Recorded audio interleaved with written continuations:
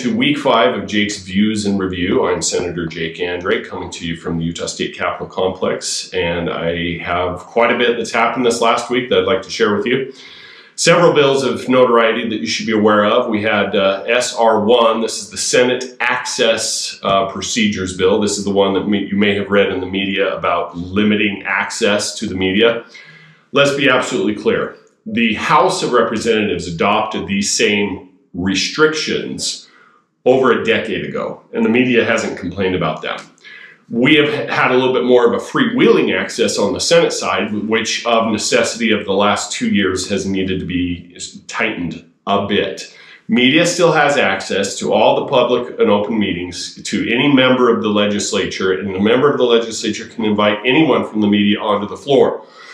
The reason for the bill, which wasn't reported in the news, is that we had several reporters that were conducting very unethical operations in gathering their information, that sneaking onto the floor, eavesdropping behind doors, things that quite literally the media should not be allowed to do. So the House had been denying that type of unfettered access for over a decade.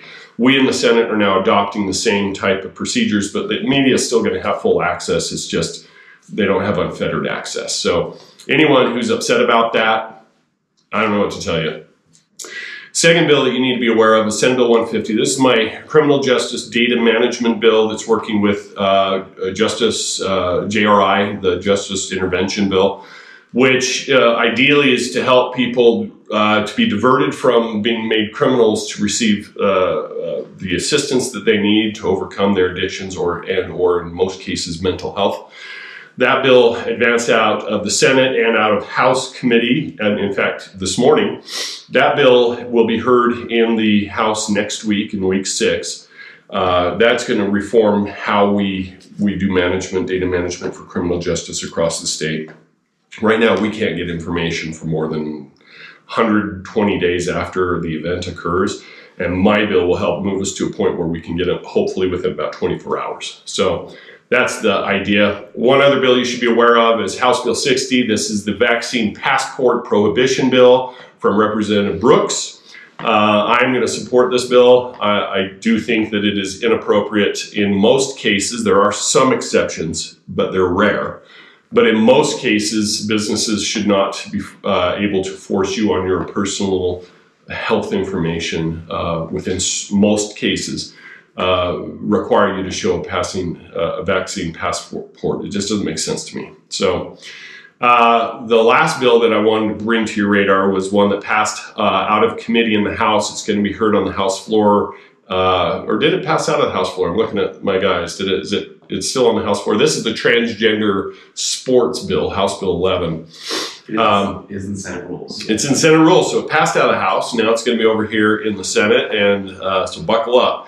This is one that creates the commission to review individual cases for ideally when you're talking about a man, biological man who's transitioning to be a woman who wants to compete in women's sports.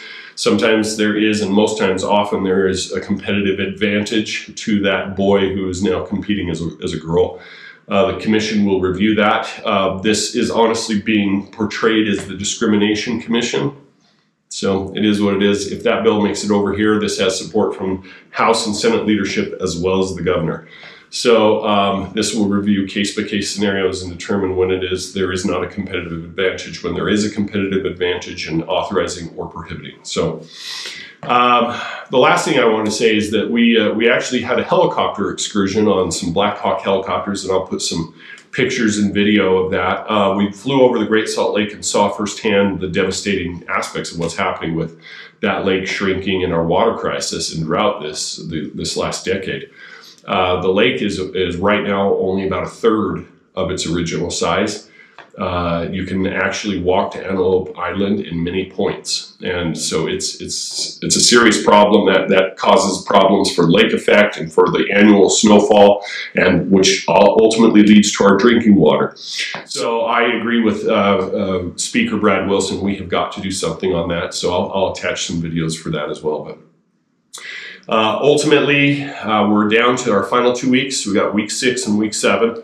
still ahead of us. If you need to reach out to me, give me a call at 801-901-3580, or you can shoot me an email at jandereg@le.utah.gov.